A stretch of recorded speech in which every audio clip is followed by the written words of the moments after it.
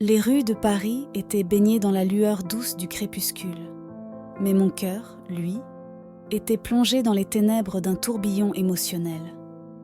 En tant qu'écrivaine de romances dramatiques, j'avais toujours cru que l'amour était la force la plus puissante, capable de surmonter tous les obstacles. Mais là, au milieu de cette scène romantique, j'étais la protagoniste malheureuse de mon propre récit, piégée dans un triangle amoureux qui me déchirait de l'intérieur. Mon cœur appartenait à deux hommes différents, chacun représentant un aspect incontournable de mes désirs les plus profonds.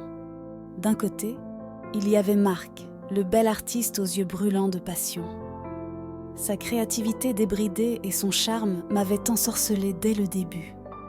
Chaque instant passé avec lui était une plongée dans un océan d'émotions tumultueuses, mais il y avait une ombre qui obscurcissait notre bonheur. Marc était déjà engagé dans une relation compliquée, une toile d'araignée tissée autour de son cœur. De l'autre côté se dressait Alexandre, l'ami d'enfance devenu confident, dont le soutien indéfectible était ma bouée de sauvetage émotionnel. Son amour silencieux, profond et constant me donnait une stabilité bienvenue, mais il y avait un hic. Mes sentiments pour lui étaient teintés d'une affection fraternelle, et malgré tous ses efforts, il ne parvenait pas à briser la barrière qui séparait notre amitié de quelque chose de plus passionné. Chaque jour devenait une épreuve, une lutte constante entre mes émotions et la réalité cruelle qui m'entourait. Les rues pavées de la ville lumière devenaient le théâtre de mon drame intérieur, où je jonglais avec deux amours qui semblaient aussi insaisissables que des étoiles filantes. Les nuits étaient les pires. Alors que la ville s'endormait, mes pensées tourbillonnaient dans l'obscurité. Les messages non envoyés, les mots non prononcés, tout s'accumulait comme des pages non écrites dans le roman de ma vie. Les larmes coulaient en silence, écho poignant de ma douleur intérieure. Pourtant, au fond de moi, je savais qu'une décision devait être prise.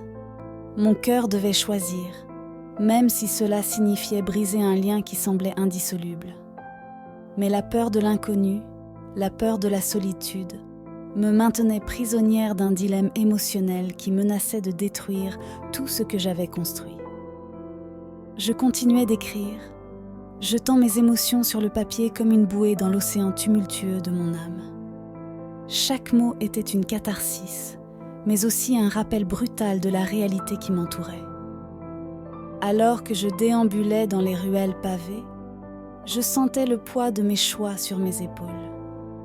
Mon amour pour Marc était un feu ardent, mais la sécurité et la constance qu'offrait Alexandre étaient une lumière douce dans la nuit obscure de mon cœur. Mon histoire d'amour se déroulait comme un roman, mais l'intrigue semblait hors de mon contrôle.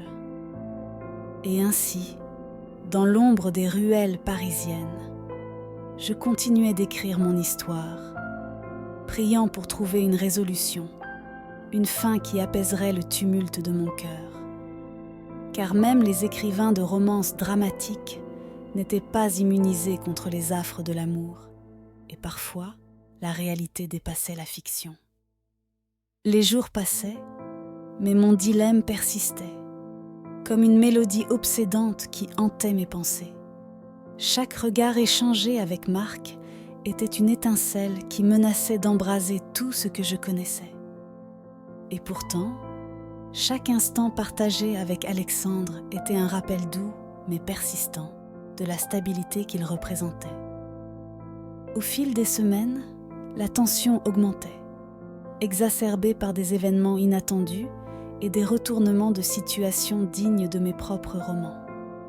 Marc, pris dans la tempête de son propre dilemme amoureux, se retrouvait face à des choix difficiles. Son regard trahissait la confusion, et je me demandais si nos destins étaient liés de manière indissoluble ou si le scénario que j'avais écrit dans mon cœur pouvait être modifié. Pendant ce temps, Alexandre, toujours à mes côtés, ressentait le poids de mes émotions sans que je n'aie à prononcer un mot. Son amour silencieux, bien que compréhensif, devenait une pression supplémentaire, une responsabilité écrasante que je ne voulais pas porter. Je me sentais coupable de lui infliger cette souffrance, même si c'était involontaire. Un soir, alors que les rues de Paris scintillaient sous la pluie légère, je me suis retrouvée seule avec Marc. Les gouttes d'eau glissaient sur nos visages, mêlant nos larmes invisibles. Les mots se sont échappés de nos lèvres comme des confessions non dites depuis trop longtemps. La réalité de notre amour interdit était palpable, mais la peur de tout perdre nous retenait. De retour chez moi, le regard dans le miroir me renvoyait une image fragmentée d'une femme déchirée entre deux mondes. Mon téléphone vibra, une notification d'Alexandre. 6 mots, tendres et préoccupés, m'ont poignardé en plein cœur. Je savais que je ne pouvais pas prolonger cette agonie indéfiniment. Le lendemain, je me suis retrouvée à la croisée des chemins.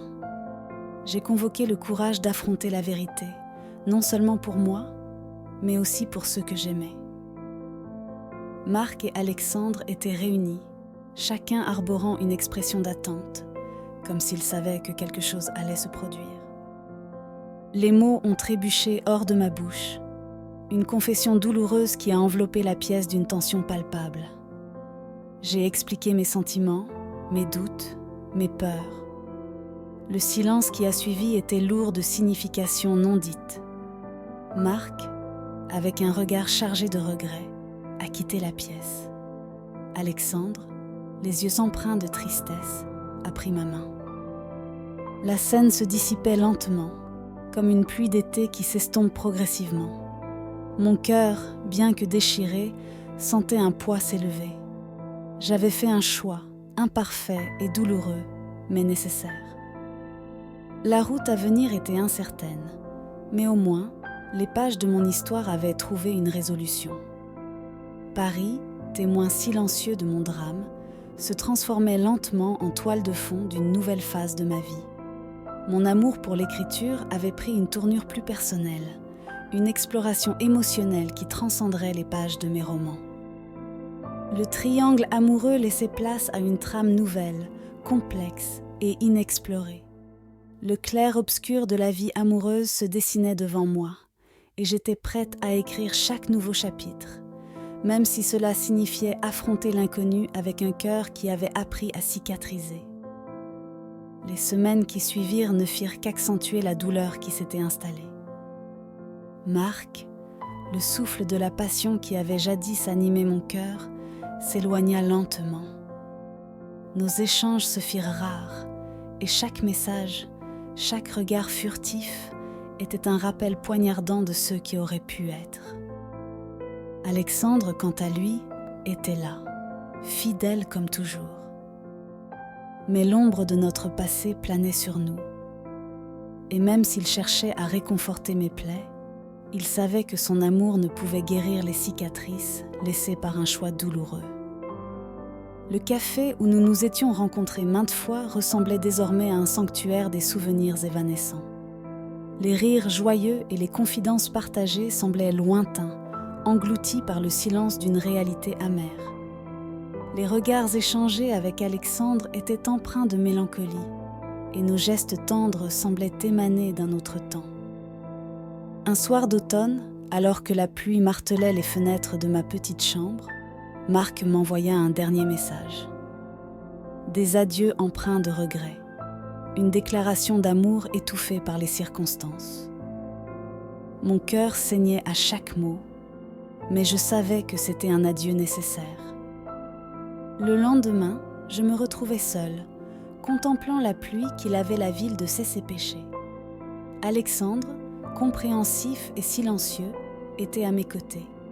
Sa main dans la mienne était une tentative désespérée de retenir l'inévitable, mais nos doigts s'éloignaient doucement, comme des étoiles filantes qui s'éteignent dans l'obscurité. La réalité me frappa de plein fouet. J'étais seule, perdue dans les ruines de ceux qui avaient été un amour passionné. Les larmes coulaient sans retenue, une pluie intérieure qui noyait toute trace d'espoir.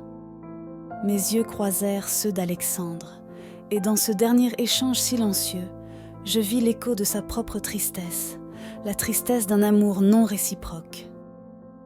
Je m'éloignais, laissant derrière moi les lambeaux d'une histoire autrefois prometteuse. Les rues de Paris semblaient vides, tout comme mon cœur. La ville lumière avait perdu son éclat, et chaque coin de rue était marqué par la douleur de ceux qui auraient pu être. Assise seule dans un café, je contemplais l'horizon, une toile grise et morne reflétant mon état d'âme. Les pages de mon roman étaient tournées, mais l'amertume de la dernière phrase persistait. L'amour, ce puissant moteur de vie, s'était transformé en un fardeau insupportable. Ainsi se concluait mon récit, dans la solitude d'un chagrin incommensurable. L'histoire avait atteint son terme, mais la douleur, elle, résidait dans les interstices de chaque mot non dit, de chaque geste regretté. Paris, témoin de mon amour déchu, continuait à vivre sa vie, indifférent à la tragédie personnelle qui s'était déroulée dans ces rues pavées. Et moi, écrivaine de romances dramatiques, je m'immergeais dans un océan de solitude, mes propres mots devenant des vagues qui me submergeaient, emportant avec elles les débris d'une passion éphémère.